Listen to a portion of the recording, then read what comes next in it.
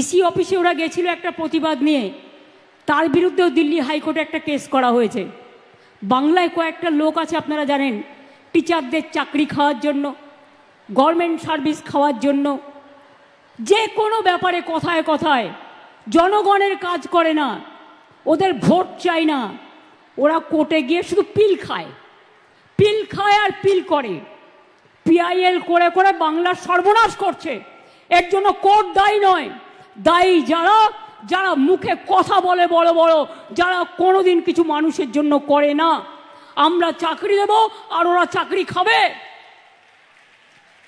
আমি পরিষ্কার বলছি, শিক্ষার্থীরা, শিক্ষক শিক্ষিকারা যারা বসে আছেন গতকাল থেকে, কেন বসে আছেন এই গরমের মধ্যে কষ্ট করে?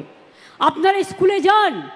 আমি তো আপনাদের বলেছি, সুপ্রিম কোর্টে আপনাদের টাকা বন্ধ করে দিয়েছিল, চাকরি বাতিল করে দিয়েছিল, কিন্তু আমরা তো রিভিউ পিটিশন করেছিলাম এবং তাতে তো আমরা বলেছি যে আপনারা মাইনে পাবেন এবং সিস্টেম অনুযায়ী মাইনে আপনাদের কাছে চলে যাবে। এর জন্য কারো প্ররোচনা দেওয়ার দরকার নেই, দাঙ্গা করার দরকার নেই, উত্তেজনা করবার দরকার নেই। আর গ্রুপ সিডি যেটা বাতিল হয়েছে, আমাদের আইনজীবীদের সাথে পরামর্শ করতে দিন। আমরা আইনজীবীদের সাথে পরামর্শ করে বাদবাকিটাও আমরা নিশ্চয়ই আবার দরকার হলে রিভিউয়ে যাব, এইটুকু বিশ্বাস আমাদের উপর করতে পারেন। যারা আপনাদের চাকরি খেয়েছে তাদের উপর ভরসা করবেন না, যারা চাকরি ফিরিয়ে দিয়েছে তাদের উপর ভরসা করুন, আর যারা আগামী দিনও ফিরিয়ে দিতে পারে তাদের উপর ভরসা করুন।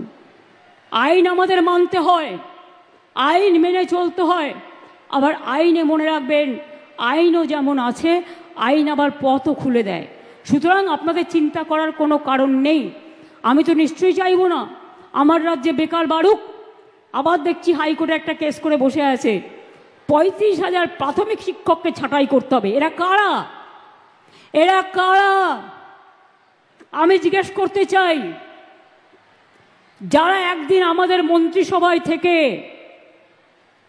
তারাও কম লক্ষ্যে টাকা দেয়নি, এই চাকরি দেয়নি, একবার ভাবতে লজ্জা করছে না যে মানুষের চাকরিগুলো কারার আগে তার একটা পরিবার আছে, তার সন্তান আছে, সে বাড়ি করেছে, ব্যাংকের লোন নিয়ে কি করে শোধ করবে? একবার চিন্তা করে দেখবেন না? রাজনীতি করতে গেলে শুধু দানবিক মুখ, মানবিক মুখটা কোথায় যাবে? মানবিক মুখের আজকে সবচেয়ে বেশি প্রয়োজন। আর শিক্ষক শিক্ষিকারা আমি বলি, আপনারা নিশ্চিন্তে স্কুলে গিয়ে ক্লাস করুন, আপনাদের মাইনে নিয়ে ভাবতে হবে না। আইনের মধ্যে থেকেই রাজ্য সরকার আপনাদের কাজ করে দেবে। আপনি এ না বি এটা কোর্ট ঠিক করবে, আমরা নই। কিন্তু আপনাদের মনে রাখতে হবে, যে যেখানে চাকরি করছেন চাকরিতে ফিরে যান। টাকা কিন্তু ওই যারা আপনাদের ওস্কাচ্ছে তারা দেবে না, মাইনে কিন্তু গভর্নমেন্ট দেবে। আমি গতকাল সন্ধ্যে থেকে কমপক্ষে 10 বার ফোনে কথা বলেছি। আমি কলকাতায় থাকলে হয়তো 1 সেকেন্ডে মিটিয়ে দিতে পারতাম, কিন্তু যেহেতু আমি মিদনাপুরে আছি, আমি রাত 12টা পর্যন্ত কথা বলেও দেখছি কেউ কেউ রিজিড আছে যে টেন্টেড আনটেন্টেড লিস্ট বের করতে হবে। আরে আপনার কি যায় আসে? কেন অন্যদের কথায় পা দিচ্ছেন? টেন্টেড কি আনটেন্টেড কি আপনার দেখার তো প্রয়োজন নেই। ওটা দেখার জন্য রাজ্য সরকার আছে, কোর্ট আছে। আমরা এভিডেন্স নেব, আমরা কোর্টের কি বলা হয়েছে দেখব। এটা আপনার তো লিস্টের দরকার নেই। আপনি চাকরি করেন, আপনার চাকরিটা আছে কিনা দেখার দরকার, আপনি ঠিকমতো মাইনে পাচ্ছেন কিনা সেটা আপনার দেখার দরকার। অন্যটা আপনার দেখার দরকার নেই, ওটা আমাদের ওপরে ছেড়ে দিন। মনে রাখবেন, ইউপিতে 69,000 লোকের চাকরি গেছিল বিজেপি সরকার থাকাকালীন, কেউ ফিরে পায়নি। আমি তো আপনাদের বলছি আপনারা ফিরে পাবেন। আমরাই তো আপনাদের কোর্টে গিয়ে আপনাদের হয়ে ফাইট করে অ্যালাউ করেছি। ত্রিপুরায় 10,000 লোকের চাকরি চলে গিয়েছিল, কোর্ট বাতিল করে দিয়েছিল। বিজেপি সরকার বলেছিল ক্ষমতায় এসে ফিরিয়ে দেবে। আজ পর্যন্ত 7 বছর হয়ে গেল, ফেরায় তো নি। উপরন্তু তাদের মাথায় লাঠি মারা হয়েছে। আমাদের সরকার কিন্তু তা নয়। মনে রাখবেন, একটা দাঙ্গা হয়েছে দুঃখজনক, আমরা কেউ দাঙ্গা চাই না। দুটো ওয়ার্ডে ধুলিয়ানে দুটো ওয়ার্ডে হয়েছে, সেটাও বহিরাগতরা কিছু লোককে স্থানীয় সাথে নিয়ে কিভাবে করেছে সে চক্রান্ত ফাঁস আমরা করে দেব। কিন্তু মারা গেছেন যারা, তাদের পরিবারকে আমি কথা দিয়েছি 10 লাখ টাকা করে দেব। তাদের বাচ্চাদের পড়াশুনোর দায়িত্ব আমাদের এমপিরা বলে এসছে, দরকার হলে গভর্নমেন্টও নিতে পারে। তাদের বাড়ি যাদের ভেঙে গেছে, বাংলার বাড়ি হবে। দোকানদারদের ক্ষতি হয়েছে সেটা আমরা সার্ভে করছি।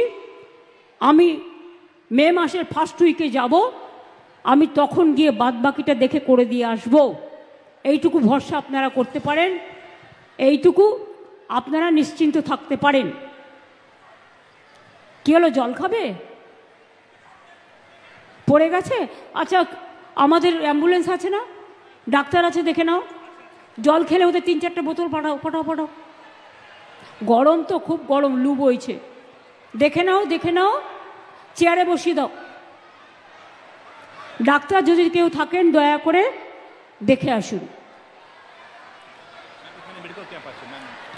মেডিকেল ক্যাম্প সামনেই আছে, নিয়ে যান, কোলে তুলে নিয়ে যান। মায়েরা,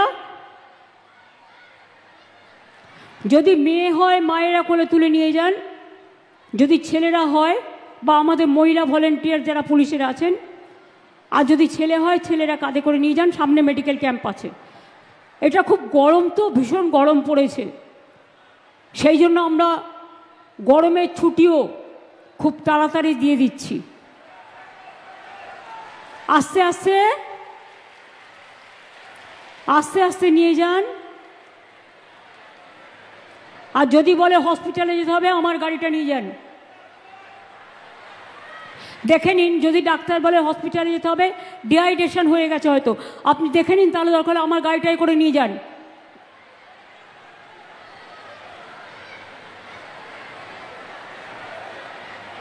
আস্তে, অত গরমের মধ্যে ভিড় করবেন না, আস্তে করে বের করুন।